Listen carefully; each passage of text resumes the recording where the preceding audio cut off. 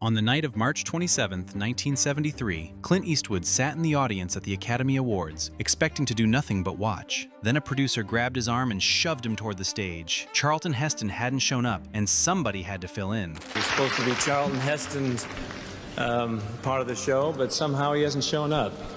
So who did they pick? They picked the guy who hasn't said but 3 lines in 12 movies to substitute for him. Eastwood looked at the cue cards pressed into his hands, and his stomach dropped. For a man who would one day stand among the most powerful figures in all of Hollywood, that single moment said everything about how the town really saw him. By 1973, Clint Eastwood was already one of the biggest box office draws on the entire planet. Do you ever stop to consider what the elements are that go together to make Clint Eastwood a top box office attraction all across the world? No, I couldn't tell you. I wouldn't. Audiences around the world lined up for his films and walked out quoting his lines. He had the money, he had the fame, and he had a following most actors could only dream about. What he did not have was respect, at least not the kind that mattered inside that room. To the people who handed out the golden statues, Clint Eastwood was not a real artist. He was a commercial product, a squinting gunslinger who shot people and barely spoke, a movie star rather than a serious actor. Eastwood didn't smoke, but he did favor those little dark, smelly cigars.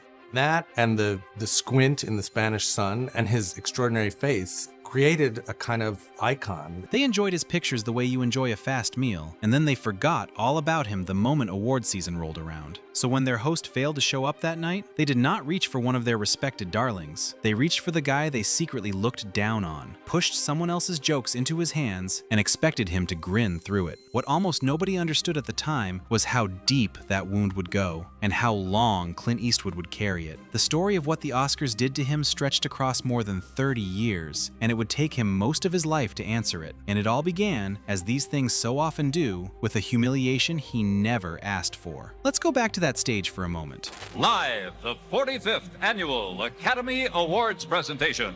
The 45th Academy Awards were being held at the Dorothy Chandler Pavilion in Los Angeles, a glittering night meant to celebrate the best films of 1972. Charlton Heston, the towering star of Ben-Hur and the Ten Commandments, was scheduled to open part of the broadcast with a comic bit built entirely around his own legend. Then Heston got caught on the freeway with a flat tire, and the clock backstage kept ticking. Panic set in fast. The show's producer, Howard Koch, scanned the room for a famous face he could throw out there in a hurry, and his eyes landed on Clint Eastwood sitting in the crowd. He pulled Eastwood aside and pressed the script into his hands. Eastwood read it over and could hardly believe his eyes. I look at it and it's all written with these biblical terms, and it's written for a man who played Moses, which, needless to say, I haven't done. Every single joke was a Moses gag, a parody of the Ten Commandments. Lines like, "Thou shalt not do this," and "Thou shalt not do that." All of it written for Heston and completely meaningless coming out of anyone else's mouth. Eastwood turned to Koch and told him flatly that this was a mistake. "You gotta be kidding," he said. The material made no sense for him at all, and he asked for it to be changed. Koch refused and sent him out there anyway. So out walked Clint Eastwood, one of the most popular actors alive, forced to read another man's Moses jokes off a cue card in front of the entire film industry. He stumbled through it, visibly uncomfortable, and at one point he simply stopped pretending. "Come on, flip the card, man," he said out loud. "This isn't my bag."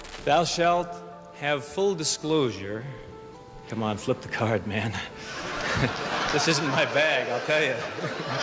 The audience laughed, but the laugh was aimed at the whole ridiculous situation, and Eastwood knew it. Then, right in the middle of the bit, Charlton Heston finally strode in, fresh from changing his tire, and reclaimed the stage as if nothing had happened, leaving Eastwood to walk off having been used as little more than a warm body. Before he went, Eastwood landed one dry, cutting line that captured exactly how he felt about all of it. They had needed someone to stand in for Heston, he said, so who did they choose? They picked the guy who hasn't said but 3 lines in 12 movies. He's supposed to be Charlton Heston's part of the show, but somehow he hasn't shown up.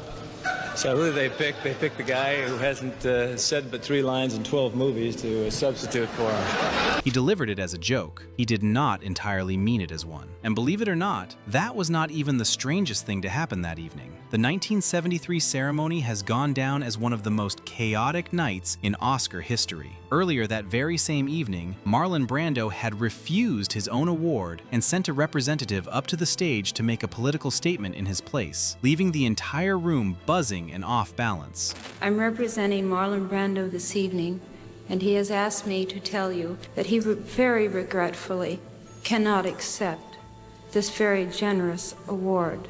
Into that circus, they had tossed Clint Eastwood with a fistful of Moses jokes and no warning whatsoever. He had walked in as a guest and been turned into a prop, and he would not forget the feeling for a very long time. They really handed you a spot on that Academy Award night. I thought that was going to be the highlight of the whole awards. I'm really sorry Heston showed up. The truth that stung the most was not those awkward minutes on the stage. It was what those minutes revealed about a verdict the industry had reached long before. To Hollywood's awards establishment, Clint Eastwood simply did not count, and they had felt that way about him for years. There was an old and unspoken rule running underneath all of this. The Academy had always reserved its highest honors for prestige, for sweeping historical dramas, serious literary adaptations, and the kind of films that announced their own importance from the very first frame. A man who made his living thrilling ordinary audiences, who packed theaters with action and tension, and gave the people exactly what they came for, was treated as something lesser, a craftsman at best, and never a true artist. Clint Eastwood had committed the one unforgivable Hollywood sin of being popular, and for a very long time, the town made him pay for it. Consider where he had come from. Eastwood broke through not in a prestigious American studio drama, but in a run of cheap Italian westerns shot in the dust of Spain, the kind of films the critics sneered at and dismissed as spaghetti westerns.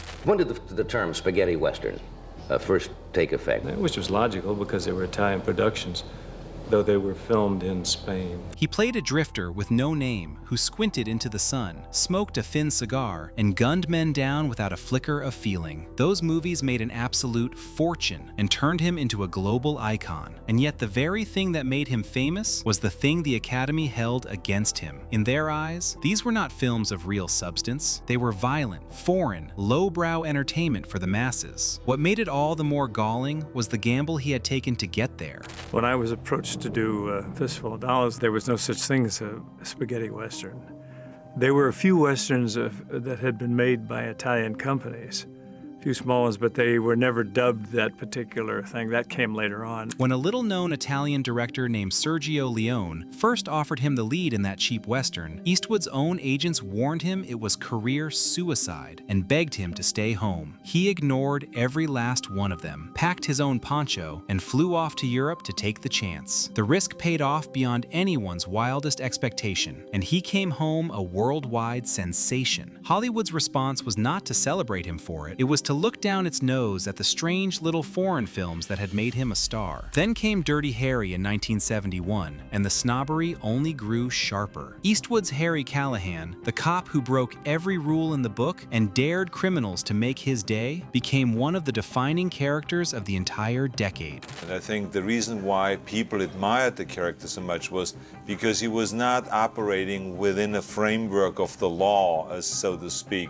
but he was stepping kind of out and taking things a little bit into his own hands. Critics complained that the films were too brutal, too simple, too eager to cheer for a man who ignored the law. Audiences could not get enough of them, and the more tickets Eastwood sold, the less the awards crowd seemed willing to take him seriously. He was making far too much money to ever be mistaken for art, and here is the part that proves it was never really about the genre at all. In 1988, Eastwood, a lifelong lover of jazz, poured his whole heart into a film called Bird, a serious and mournful portrait of the troubled jazz genius Charlie Parker. You know, there's no law that says I have to mess up.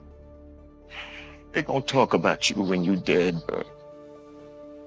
More than they do now. It was exactly the kind of ambitious, artistic picture the Academy always claimed to admire. The film won a major acting prize at the prestigious Cannes Film Festival in France, and critics praised it warmly. The Oscars responded by handing it a single nomination for its sound work, and nothing else. Even when Clint Eastwood reached for greatness on purpose, his own industry could barely bring itself to look at him. Through the 1970s and deep into the 1980s, Eastwood was never idle for a moment. He directed himself in westerns and thrillers. He founded his own production company so that he could make exactly the films he wanted to make, and he quietly grew into one of the most efficient and respected filmmakers on any studio lot. I have worked with a number of excellent directors, but my favorite of them all is certainly for me, is Clint Eastwood.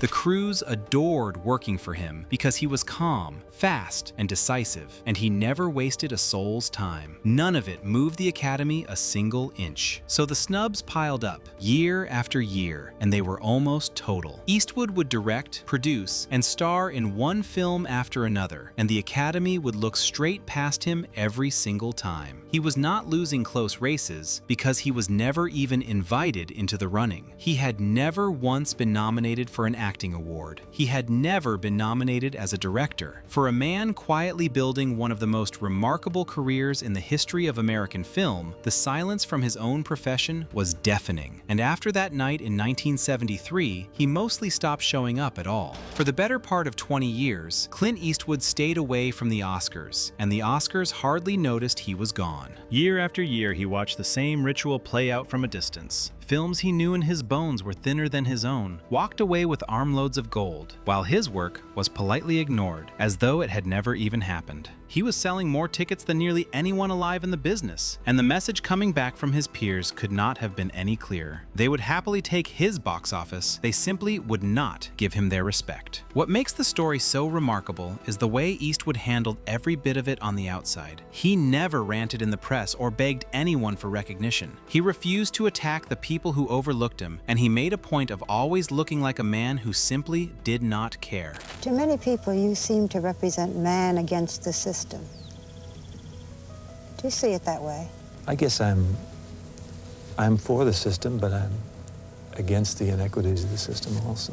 He built a reputation as the coolest figure in all of Hollywood, the actor who shrugged at trophies and said you just show up and hope it works out your way. That carefully relaxed attitude became part of his very legend. But the people closest to him understood that the indifference was, at least in part, a mask. You do not get yanked out of an audience and handed another man's jokes, and you do not get ignored for decades by your own profession without it leaving a mark somewhere deep down. Eastwood took all of that hurt and channeled it into the only answer that has ever truly worked in Hollywood. He decided he would make films so undeniable that the Academy would have no choice but to look at him. He stopped waiting to be invited to the party, and he set out to take the whole thing over from behind the camera. The picture he chose to do it with would change absolutely everything. That picture was Unforgiven, released in 1992.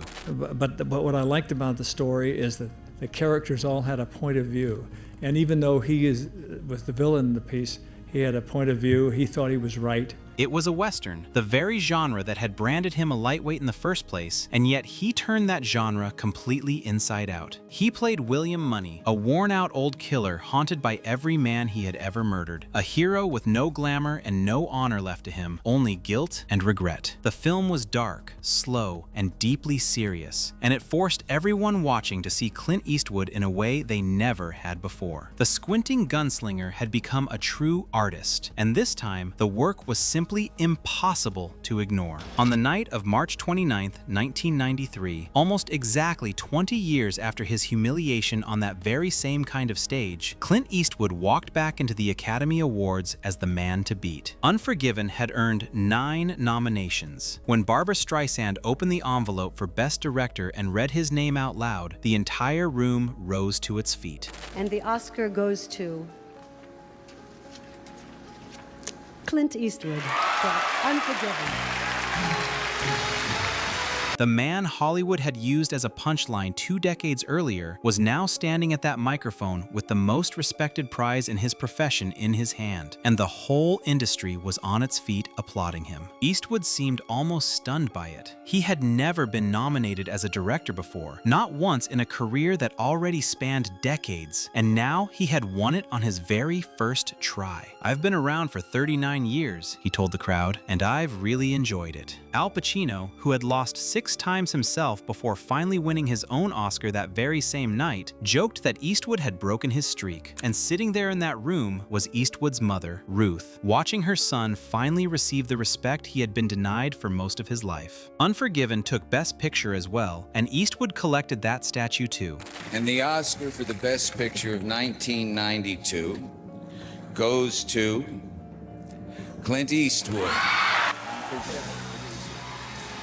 After 20 long years out in the cold, the Vindication could hardly have tasted any sweeter. And yet, buried inside that triumphant night, there was a small and quiet wound that almost no one noticed at the time. That very same evening, Clint Eastwood had also been nominated for Best Actor for his own raw performance as William Money. He did not win. The acting prize went instead to Al Pacino for Scent of a Woman.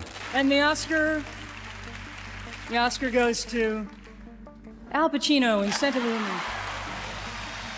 So on the proudest night of his entire professional life, Hollywood handed Eastwood its respect as a filmmaker while quietly withholding the one award that would have honored him as what he had always been, first of all, an actor. Almost no one remarked on it at the time. It would take years for that pattern to become impossible to miss, because the truth is that Unforgiven did not actually end Eastwood's strange relationship with the Academy. It only changed its shape. He kept right on directing, he kept on getting better, and the snubs kept finding fresh new ways to sting him. In 2003, he made Mystic River, a grim and powerful drama about grief and violence in a working-class corner of Boston. The film won 2 acting Oscars that year, one for Sean Penn and one for Tim Robbins, both of them guided to those wins by Eastwood himself. But when the directing prize was handed out, Eastwood lost. It went instead to Peter Jackson for the final chapter of The Lord of the Rings. Eastwood would later describe that particular defeat with the same dry humor he always used to hide the things that bothered him most. He had wanted it badly that year, he admitted, but it had simply been, in his words, the year of the hobbits. He could direct other actors all the way to golden statues. He could make some of the most acclaimed films in the entire country, and still, the top prize would slip right past him the moment a flashier picture came along. The pattern that had haunted him since the 1960s had not died at all. It had only learned to be a little more polite about it. Then came his answer, one more time. In 2004, Clint Eastwood made $1 Million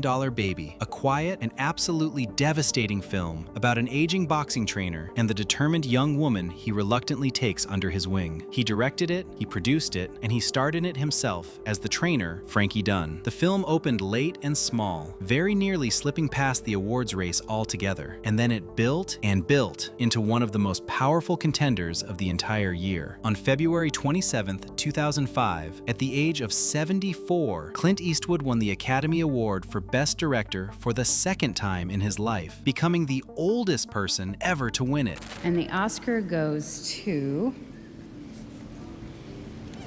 Clint Eastwood for $1 Million Baby.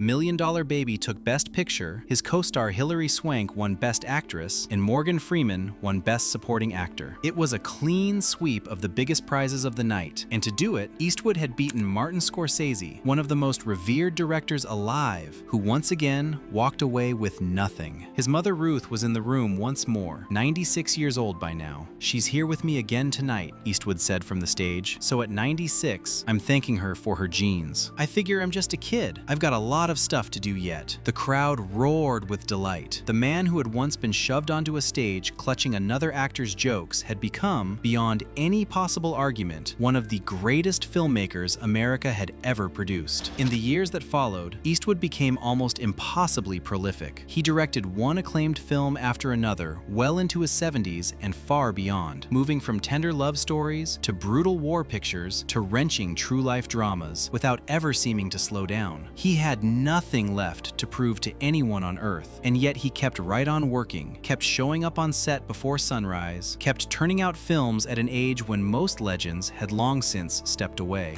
He always makes an interesting movie. Always makes an interesting movie.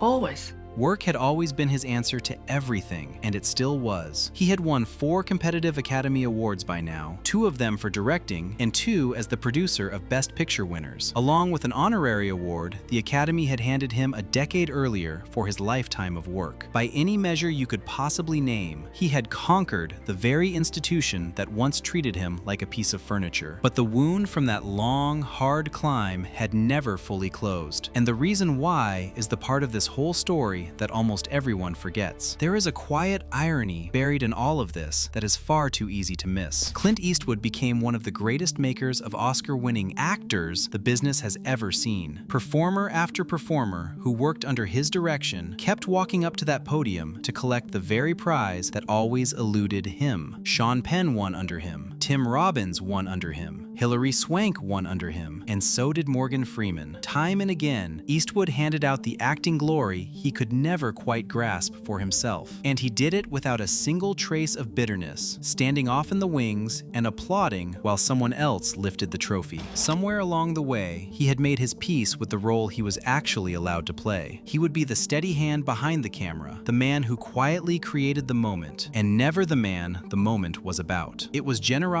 and resignation all wrapped into one. For all the glory, for every statue lined up on his shelf, Clint Eastwood never won an Academy Award for acting, not even once. He was nominated for Best Actor exactly twice in his entire life, for Unforgiven and then again for $1 Million Baby, and on both occasions he walked away with nothing at all, losing that second one to Jamie Foxx. The Academy was finally willing to call him a master director. It was finally willing to crown his films the very best in the land. The one thing it was never willing to do was honor the gift that made him a legend in the first place, the face and the presence and the performances that filled screens all over the world for half a century. Think for a moment about what that really means. The man with no name, Dirty Harry, the broken trainer in $1 Million Baby, the haunted killer in Unforgiven, some of the most iconic performances in the entire history of film, and not one single acting Oscar to show for any of them. Hollywood decided it could only respect Clint Eastwood the artist by quietly pretending that the actor had barely existed at all. They gave him nearly everything, except the one prize that would have meant admitting they had been wrong about him from the very beginning. And that is the real answer to the question of what the Oscars did to Clint Eastwood. It was never only the 30 years of snubs, or the night they used him as a prop in front of all his peers. The deepest cut came right there at the end, because even as they were burying him in honors, they still could not quite bring themselves to say the simplest truth of all, that the squinting kid from those cheap spaghetti westerns had been a genuinely great actor the entire time. So why did Eastwood never break down and tell the world how much all of it had hurt him? Because he had learned, very early and very painfully, that the surest way to lose in Hollywood is to let them see you bleed. The cool indifference, the easy shrug, the little joke about the year of the hobbits, every bit of it was armor. He answered the people who doubted him in the only way that ever truly lasts, not with a speech and not with a complaint, but with the work, one film after another,